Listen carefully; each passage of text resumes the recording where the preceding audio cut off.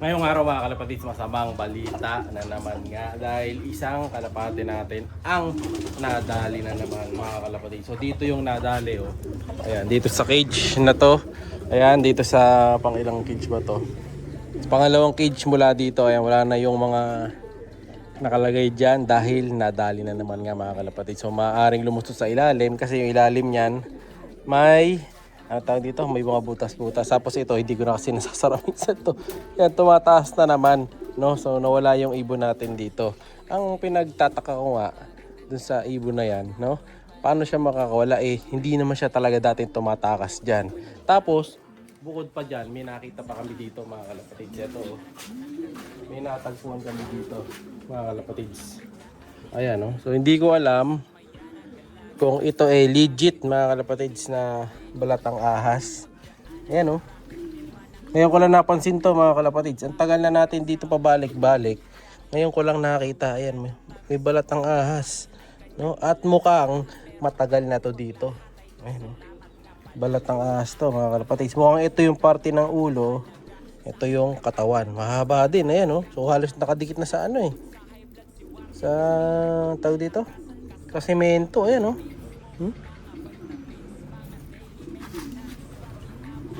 Medyo ano, nabantot. Ito yung mga nilalagay sa libro. Nung bata ako nilalagay sa libro to eh. Ayan mga kalapatids oh. Pero may hati eh. Di ko alam kung dahil mahaba to o ano. Pero ayan. Alisin natin dito ah. Ayan oh. So ano to, confirm. Ano, balat nga siya ng ahas. Ayan oh. Ayan o, may tayo pa ng ibon. Tuyun-tuyunin tayo ng ibon. Mga kalapatids. Oops. Ang tanong, ano kaya to? Isang buo kaya to? O nakatupi lang yan o. So ano talaga siya? Balat ng ahas mga kalapatids. So maaaring ito yung dumadali nung mga kalapati natin last time. Pero bakit dito pa siya nagbalat? Ay, nakadikit na sa semento eh. Ayan o. Bukan natin tanggalin kung gaano kahaba. Parang isang buo lang yata mga kalapatid. Sinangin lang siguro. Ayan o. Kapit na kapit mga kalapatid sa ano. Ayun, yung dito hindi na natin matanggal kasi dumikit na sa semento. Ayan o. Mahaba din. Ayan o. Ang bihira. Balatang ahas mga kalapatids. Ang natagpuan natin dito. Ayan o. So yung kaliskis. So mukhang ito yung ano, mga dumadali sa ibon natin. Ayan o. Diba? So ngayon lang tayo nakakita ng proof na may balat ng ahas sa kulungan. So maaaring siya yung dahilan bakit nawawala yung ibon ko dito. No? So nawala ng buo, walang bakas ng balahibo. Pero yung manok ko dito, malapit na naman, babarugin ako. No? Kaya pala minsan pati yung mga manok natin nadadali. Mga kalapatids siya masukal ngayon. Dahil nag-uulan na naman kanina, lakas ang hangin. Laglag lahat ng mga bulok na dahon natin. Ito yung balat ng ahas mga kalapatids. Sabi nila swerte to eh. Tingnan natin. No? So itatabi natin to as souvenir. Ayan, no? Dumikit na sa lumot eh. Pero ngayon ko lang nakita to mga kalapatids. Lagi ako dito kasing pakakad-lakad dito. Hindi ko naman nakikita. Ayan o. Tapos sabi ni Tatay Madlang nung last time, may nakita daw siya dito sa sulok na butas. So maaaring dyan nagtago. No? Pero bakit dito pa siya nagbalat no? Sa ibabaw pa. So dito kasi sa likod na to, ayan o. Yung gilid na to, ito kasi yung daanan ng tubig to mga kalapatids. Yan. Magkano to, yung daanan ng tubig magmula doon papunta dyan sa likod. No? So ito nga, may balat ng ahas tayong natagpuan. No? Buti na lang, ibon natin, hindi niya natagpuan mga kalapatids. Ngayon, sinupin natin yung mga ibon natin dito kasi baka mamaya madali na naman sila.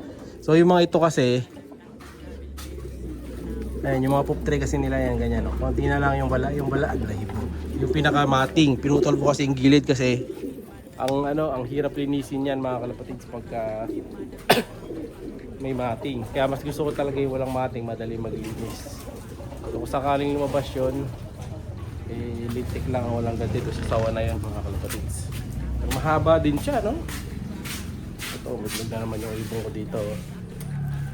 Dalawa na itlog. Grabe yung balat ng ahas na to.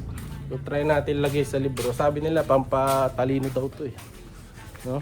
Dati naglalagay ako nito sa notebook ko. Lalagay ko pampatalino. Baho, parang baho siya mga kalapatids. Ano? Balat ahas. Sabi natin. Gawin natin ano. Pampaswerte. Yeah, oh. Ayan. And then ayun nga bukas tuloy yung toss natin mga kalapatids. Ito lalaki ng mga ano namin dito mga kalapatids. Mga ampalaya. Lalaki na. So bukas tuloy ang toss natin. Hindi tayo nakapag toss last time kanina kasi nga medyo madilim kanina. Hopefully bukas medyo may araw-araw na mga kalapatids para makapag-toss tayo. Kailangan na ng toss ng mga warriors natin. So check natin ngayon dito. So ayan dito sa likod mga kalapatids. So ganyan ang itsura dito sa likod. So hindi natin alam saan galing yon. So baka dito na pala nakatira. Ayan paputik dito. Ayun may mga isda dito mga kalapatids. Ayun, may bulig. Ito nyo ba yung bulig? Ito, ayan, o yan. Oh, may isda na, di ba? Pag wala akong ulam, yan yung pagtitripan natin. May mas malaki pa dyan yung isa kanina. Pumunta ron. Pagka naayos yung tiksay ko, huli kayo lahat sa akin. So, ayan nga mga kalapatids. So, ito nga pala, yung pinaris natin na anak mga kalapatids ni anak ni One Thai Birds natin na si Balanar, na si Coco, saka yung Taiwan bird na inano natin dito mga kalapatids. Ayun na, malaki-laki na. Ay malaki-laki.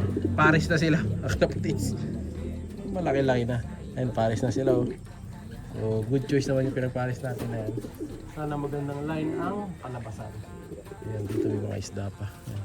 Ito kasing mga to mga kalapatids, taniman na talaga to. Ayan. Kaya lang nag-high tide, kaya merong mga ganyan. Ayan. Kaya may tubig. Dapat wala naman ayun. 2 patong na nga yung gulong na yun. Oh. Kasi tataniman ni Tatay Madlayan. Ano, pagtanim pa nga siya ng upo. So ayan na muna mga kalapatids. Para sa araw nito. Ay, try ko nga pala. Tingnan natin kung yung mga kalapate takot sa balat ng ahas. So try nating ilagay yung balat ng ahas sa isang kalapate natin. Tingnan natin kung di sila matatakot or baka pag nakita nila matakot talaga sila agad. Try natin today. Ayan, lapit natin. Ito, try natin kay Coco. Total ibon ko na to, matapang to.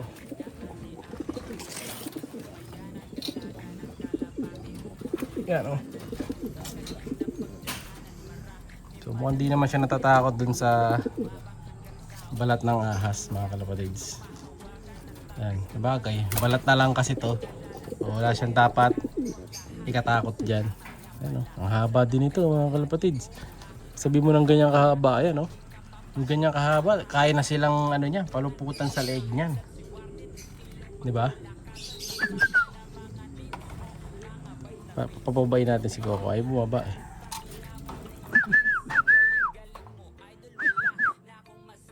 Para boy.